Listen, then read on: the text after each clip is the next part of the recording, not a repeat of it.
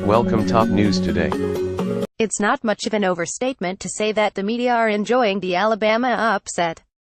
It is, among other things, a great story, one that feels as much like a cultural moment, coming in the midst of a fierce national debate over sexual harassment, as a political verdict.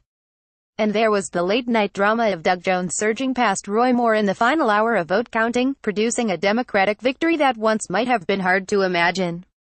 And before we get into the finger-pointing, these elements were overshadowed during the raucous campaign. Jones outspent Moore 10-1, which translates into a flood of TV ads and a superior ground game. And that, in turn, helped produce black turnout on the same level as when Barack Obama was on the ballot, which no one expected.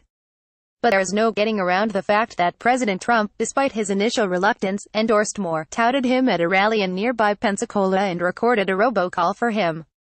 That makes Trump 0 for 2 in Alabama, since he had backed appointed Senator Luther Strange in the primary.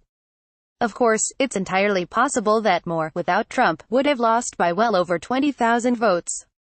At the same time, Moore was a terrible candidate who not only failed to successfully counter the sexual harassment allegations by 9 women, but was barely on the trail, and kept getting into trouble, along with his wife and spokesman, when he was.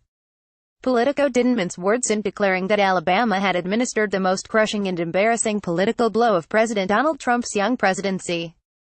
Nor was it apparently hard for Politico to find an unnamed senior administration official to say that the Jones win is a big black eye for the president.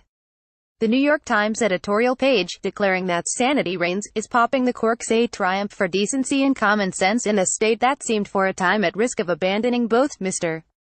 Jones' win narrows the Republican Senate majority and delivers a deeply deserved rebuke to President Trump. But it wasn't just the liberal press, which Moore kept attacking, that was exultant. Only a historically flawed candidate could have lost, National Review said, and Roy Moore fit the bill. Twice bounced from the Alabama Supreme Court, prone to kooky and noxious views, ignorant of the law and public policy, Moore was already a shaky electoral bet even before allegations from multiple women emerged that he had dated or forced his attentions on them when he was a grown man.